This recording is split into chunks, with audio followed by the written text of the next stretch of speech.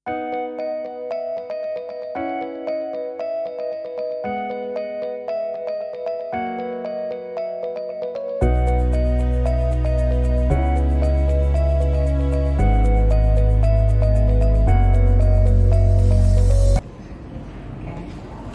siang Ibu Roni dan Ibu Vero. Selamat siang. Pertama-tama terima kasih atas kesediaan waktunya untuk kami. Izin mengajukan beberapa pertanyaan ya Ibu Roni dan Ibu Vero terkait pembelajaran yang Ibu-Ibu lakukan di kelas. Pertama itu, apa tujuan pembelajaran yang Ibu lakukan di kelas? Ibu Vero ya? Oh ya, baik. Tujuan pembelajaran di kelas itu adalah membantu peserta didik untuk memahami materi ajar secara lebih mendalam, juga melatih mereka untuk berpikir kritis, melatih berkomunikasi, kerjasama, berpikir logis, dan seterusnya.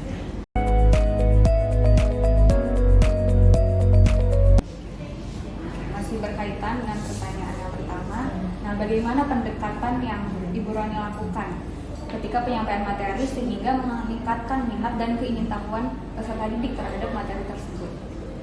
Baiklah, oke. Pendekatan materi yang saya gunakan adalah menerapkan metode yang variatif dan interaktif seperti diskusi kelompok, studi kasus, atau pembelajaran berbasis proyek. Terus pendekatan itu tujuannya untuk memicu minat dan rasa ingin tahu peserta didik. Dan saya juga sering memberikan pertanyaan pematik yang menantang untuk merangsang pemikiran kritis mereka.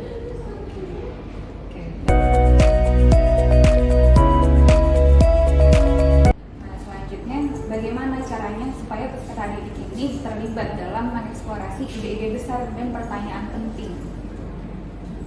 Ya, biasanya kita latih mereka untuk menyelesaikan masalah-masalah ya dengan berbasis inquiry ataupun dengan penelitian atau eksperimen sehingga bisa menuangkan cara pikir mereka secara model penelitian itu ya, berpikir kritis, logis, dan bisa mengembangkan ilmu pengetahuannya.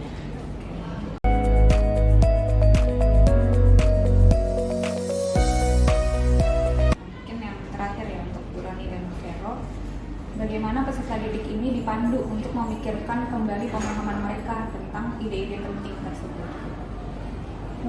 Caranya itu panduannya itu untuk memikirkan kembali pemahaman mereka dilakukan melalui refleksi berkala seperti kembali lagi ya diskusi kelompok atau penugasan yang meminta peserta didik itu untuk mengevaluasi dan merevisi pemahaman mereka terhadap ide-ide utama yang telah dipelajari.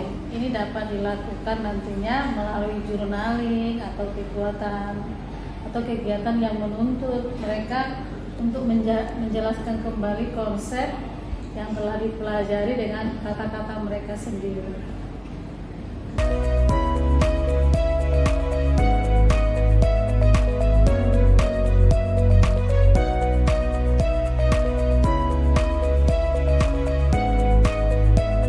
Caranya peserta didik dibimbing dalam penilaian diri, evaluasi diri, dan penyesuaian.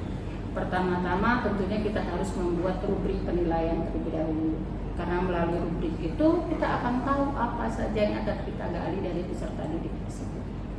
Mungkin mulai dari motivasinya, mulai dari disiplinnya, ya kan? Mulai dari kesulitannya. Nah, dari sanalah maka kita buat sebuah rubrik penilaian. Kemudian baru kita memberikan penilaian diri tersebut dengan siswa, yang tentunya kita memberikan umpan balik ya supaya siswa juga mengerti, paham tentang penilaian diri tersebut.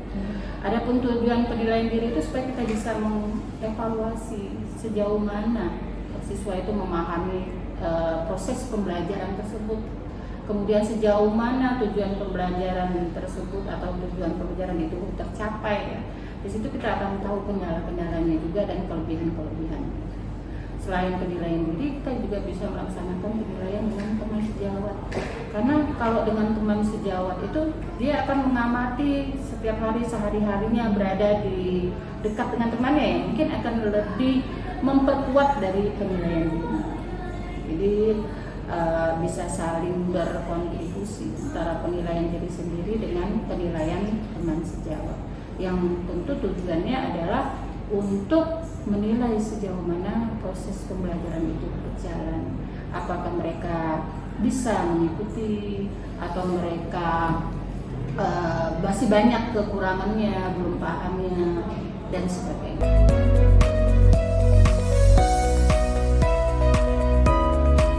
Yang mengajukan beberapa pertanyaan ya, Ya, Renata. silakan.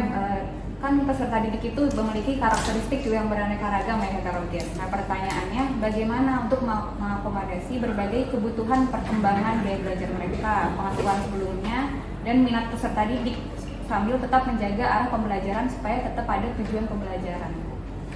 Oke, baik. Kalau di pelajaran ekonomi ya, ini kan pengalaman saya di pelajaran ekonomi itu masing-masing anak itu memang tidak sama dalam hal gaya belajarnya. Tapi menurut saya sih penyampaian materi itu ya memang harus diawali dengan pengenalan tentang materi yang akan diajarkan. Sudah itu saya lebih seringnya itu mengkaitkan materi yang sedang saya ajarkan itu dengan dunia nyata.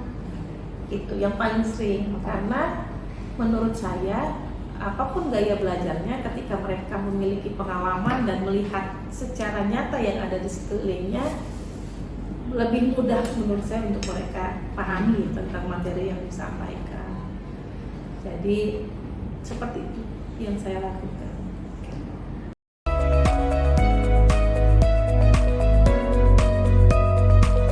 Mungkin langsung ke pertanyaan selanjutnya ya, Ibu. Iya. Nah, kalau dari Ibu, ada tidak ya pengalaman belajar yang paling baik sehingga dapat mengembangkan dan memperdalam pemahaman peserta didik?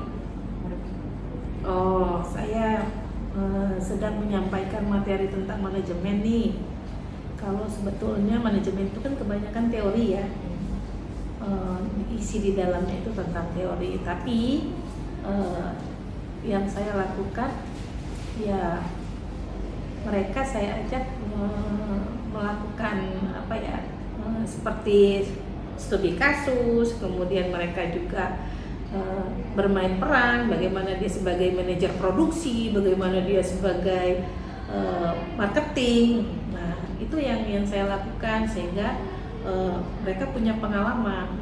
Semangatnya mereka untuk melakukan sesuai dengan materi yang saya sampaikan gitu. Jadi saya kasih satu tugas mereka untuk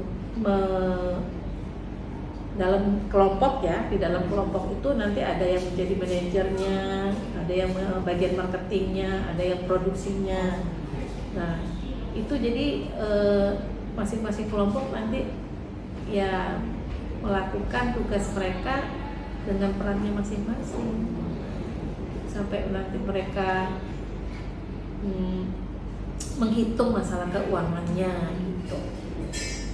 Yang saya lakukan ya kalau bisa sih sebetulnya ya sampai ke selesai materi pun tetap mereka lakukan yang saya harapkan, tetap mereka jalankan apa yang mereka pelajari lewat pengalaman mereka melakukan studi kasus tersebut. Mereka lebih senang kalau belajar gitu daripada suruh baca teori menurut ini menurut aduh. Tapi kalau saya udah jelasin dulu terus langsung ini kalau ini kan berarti piramid untuk manajemen, ini kamu di sini posisinya sebagai manajer, nah ini begini, langsung mereka posisinya saya langsung, kamu yang nanti mimpin, pilih yang siapa yang bisa menjadi manajernya. Jadi mereka menunjuk temannya yang jadi manajer, yang bagian produksinya dan bagian pembantu. Jadi seperti itu ya. Jadi sudah melibatkan student center ya, Bu ya? Iya, daripada saya coba nanti malah ngantuk mereka, mendingan mereka langsung. Tapi tetap materinya disampaikan dulu sebelumnya pakai dasar di awal ya, Bu? Iya, di PPT.